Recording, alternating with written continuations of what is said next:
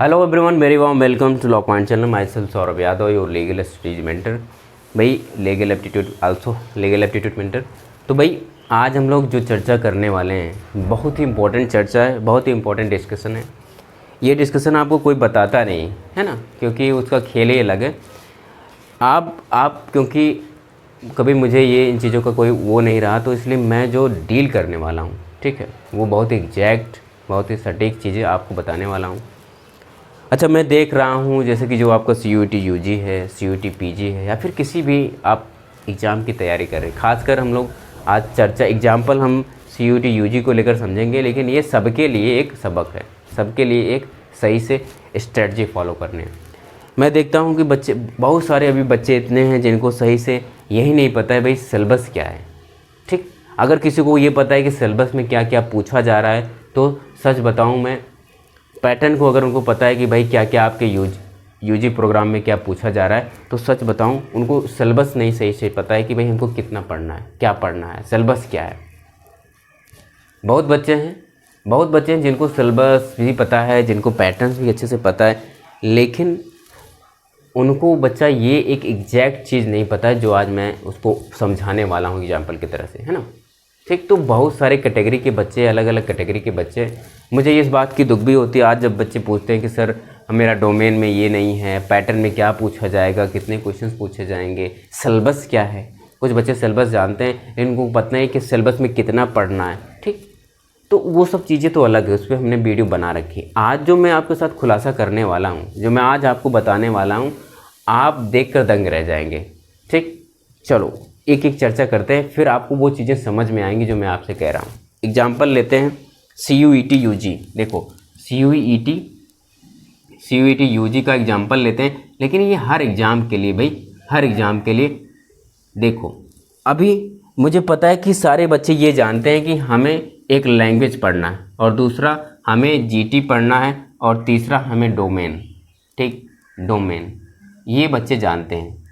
ठीक, अगर मैं खास करके BA-LLB का एग्जाम्पल लूँ, मतलब CUET में अगर मैं BA का लूँ या BA-LLB का लूँ, BSc का लूँ, जिस कैटेगरी का ले रहा हूँ, लेकिन मैं सिर्फ एक कैटेगरी का लेकर समझा रहा हूँ आपको। ये क्या है, BA-LLB का एग्ज़ाम। चलो एक कैटेगरी लेकर समझा रहा हूँ, आप अपने हिसाब से समझते रहेंगे।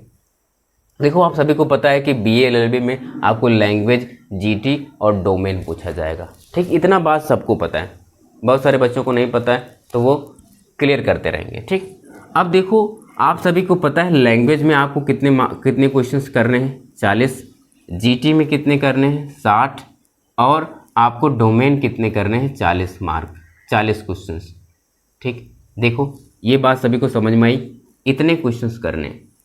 अब ज़रा मैं, जो भीड़ है, जो आपकी मैक्सिमम बच्चों की भीड़ है भाई, कहाँ दिखती है, यहाँ GT पर पूरी भीड़ कूद पड़ी है।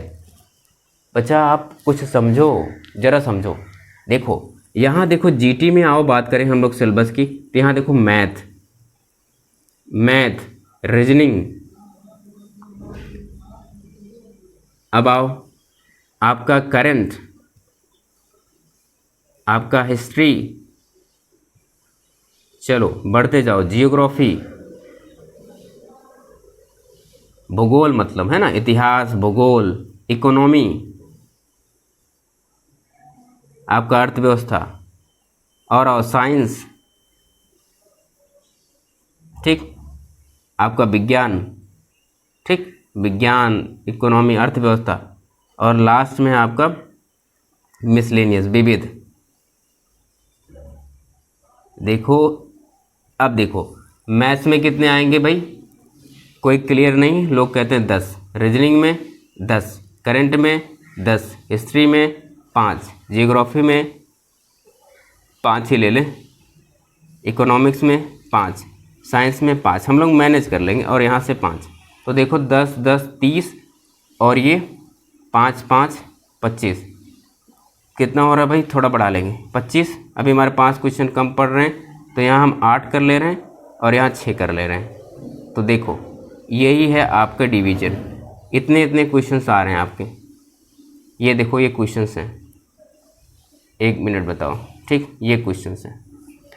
और बताओ मुझे कितना समय देते हो इन सब के लिए? 1 घंटा।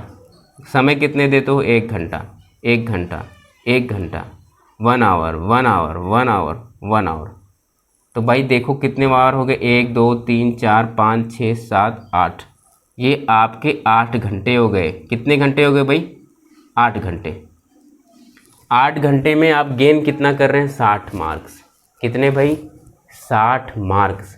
कितने आ रहे? 60 क्वेश्चन आप कर पाएंगे अगर आप 8 घंटे डेली बेस्ट कर रहे हैं। ठीक, मान लो 8 घंटे डेली नहीं पढ़ते हैं, फिर भी आप 4 घंटे डेली पढ़ते हैं। ठीक, यहाँ डोमेन में आओ। डोमेन में कितना मिलेगा भाई आपको? 40। अगर यहाँ से कंपैरिजन करो, मैथ में डेली तुम 1 घंटा देते हो, अगर मैथ में डेली 1 घंटा देते हो तो तुम डोमेन में भी 1 ही घंटा दे रहे होगे भाई, है ना? आप 1 घंटा डोमेन में भी पढ़ते हैं, और यहाँ से देखो मैथ के 10 क्वेश्चंस मिलेंगे और यहाँ से आपको 40 क्वेश्चंस करने को मिलेगा। आओ, और जहाँ भीड़ बहुत ज़्यादा रहती है, आओ करंट की बात करें। देखो करंट पे देखो 1 घंटे में आप 10 क्वेश्चंस करेंगे, वहाँ देखो डोमेन में 1 घंटे में आप 40 क्वेश्चंस। यही बात मैं आपको यहाँ भी समझाना चाहूँगा कि आप भाषा के लिए, जो भाषा है उसके लिए भी आप 1 ही घंटे दे रहे हैं। ठीक, आ रही बात समझ में? आप भाषा के लिए भी 1 घंटे दे रहे हैं, जबकि यहाँ से आपको 40 क्वेश्चन करें। आओ हिस्ट्री देखते हैं। हिस्ट्री में मान लो आपको 8 क्वेश्चन मिल रहे हैं, आप उसके लिए पूरा 1 घंटे दे रहे हो। जियोग्राफी में आपको 6 क्वेश्चन मिलेंगे, आप उसके लिए पूरा 1 घंटे दे रहे हो। तो ये मैं आपको दिखा रहा हूँ भाई कि आप यहाँ जितना समय वेस्ट कर रहे हैं, अगर उसके कंपैरिजन में बराबर समय यहाँ वेस्ट करें। ठीक, मान लो मैं डेली का यहाँ मान ले रहा हूँ कि आप 8 घंटे का पूरा शेड्यूल बन रहा है, आप 4 ही घंटे दे रहे हैं, 4 आवर। तो बताओ, आप इसको 1 घंटे दे रहे हो और इसको 1 घंटे दे रहे हो, इसको 4 घंटे दे रहे हो, ये तो बात गलत है।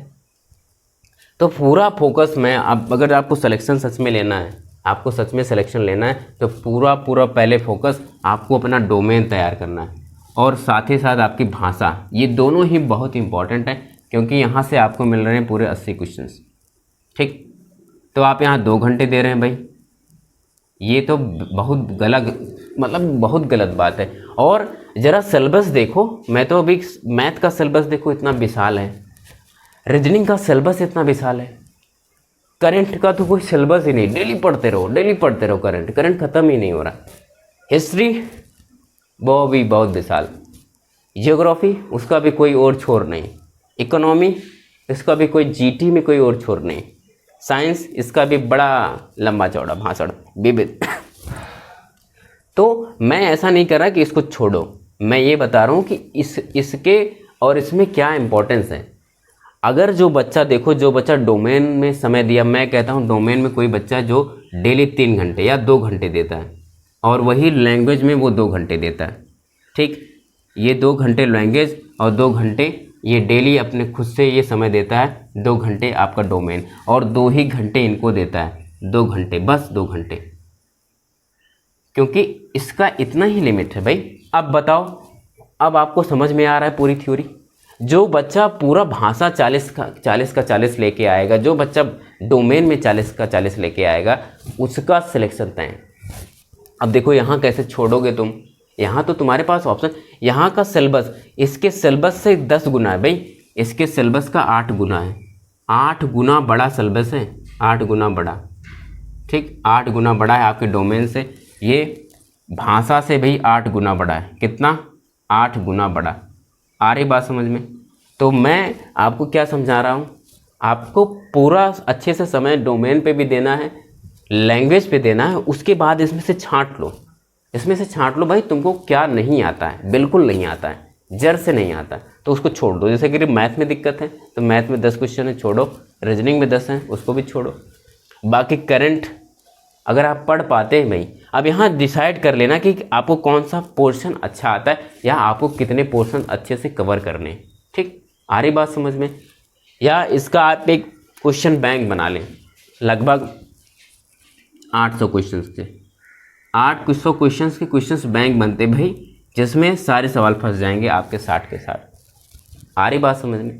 तो मैं आपको बस इतना ही आपकी आँख खोलने के लिए मैं आपको दिखा रहा था। ये पूरा डाटा जो चार्ट शीट है, ये मुझे पता है सही से आपने इस चीज़ को सही से कभी ध्यान नहीं दिया है, इसलिए मैं आपको इसका फोकस करा रहा हूँ भाई। अगर अभी भी अभी भी आपके पास समय है कुछ दिन का, ठीक। या आने वाले जो आपके क्या कहें भाई, आप तो सीनियर हो जाएंगे, तो जो बच्चे आएंगे उनके लिए भी ये बात अच्छी रहेगी, आप उनको भी अच्छे से बताएं भाई, समझाएं। या फिर जो बच्चे अभी रह जाएंगे इस बार, उनको भी इस बात को अच्छे से समझना पड़ेगा। तो इसमें से आप अपने जो भी आपके अच्छे, जो आपको लगे भाई हमको ये चूज करना, उसको चूज कर लो। जो लग रहा है कि भाई मुझसे नहीं हो पाएगा, उसको छोड़ दो।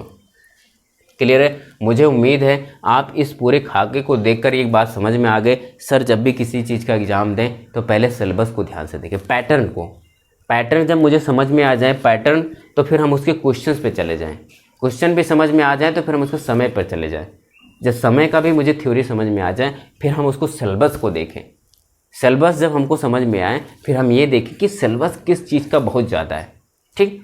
और जब ये भी समझ में आ जाए तो फिर हम लोग ये पहचानने की कोशिश करें कि कौन सा पोर्शन मुझे अच्छा आता है, फिर वहाँ से छांटते हैं। उसको बोलते हैं स्ट्रेटजी, ठीक। तो अब मुझे उम्मीद है कि आप इसको सही से समझ गए होंगे। मैं ये नहीं कर रहा कि इसको छोड़ना है, मैं इसको बता रहा हूँ कि कितना इंपॉर्टेंस है और आप कितना इसमें लगे हैं, है ना। आपको यहाँ से क्वेश्चन करंट में मिलेगा 10, आप पूरा करंट साल भर का पढ़ते जा रहे हैं भाई, पढ़ते जा रहे हैं, ठीक। आपको मैथ और रीजनिंग के सिलेबस बहुत बड़े हैं। अगर आपको मैथ आती तो वेल एंड गुड, कोई दिक्कत वाली बात नहीं। रीजनिंग आती है, बहुत अच्छी बात है।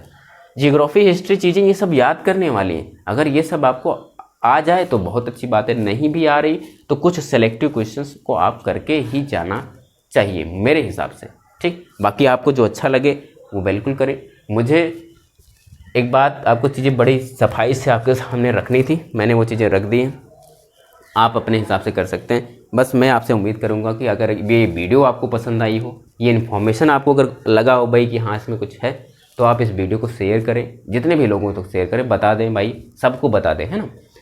और साथ ही साथ इस पर लाइक और सब्सक्राइब कर ले अगर आप चैनल पर नए हैं। साथ ही साथ अगर आपको कमेंट में कोई भी प्रॉब्लम्स हो, कोई भी प्रॉब्लम सब्जेक्ट से रिलेटेड, आपके लाइफ से रिलेटेड, या आपको जो भी प्रॉब्लम है वो कमेंट बॉक्स में छोड़ दो, मैं उस पर ज़रूर डिस्कशन करूँ, ठीक। मैं स्टूडेंट भी हूँ, टीचर भी हूँ, मेंटर भी हूँ, और एक लॉ स्टूडेंट जब हमेशा लॉ स्टूडेंट ही होता है, वो हमेशा स्ट्रगलिंग फेज में होता है। हम लोग हमेशा सीखते रहेंगे, ठीक। तो मैं उम्मीद करता हूँ आप सभी अच्छे होंगे, स्वस्थ भी होंगे और अपने एग्ज़ाम की सही से तैयारी भी कर रहे होंगे। और मैं सभी के लिए ये विशेष करूँगा गॉड से कि वो आपका पेपर अच्छा करें, आप भी अच्छे से पेपर दें और आप सफल हों, आपका ड्रीम यूनिवर्सिटी आपको मिले। तो इन्हीं सब शुभकामनाओं के साथ इस वीडियो को यहीं समाप्त करते हैं। उम्मीद है आप सभी मस्त और स्वस्थ होंगे। Thank you.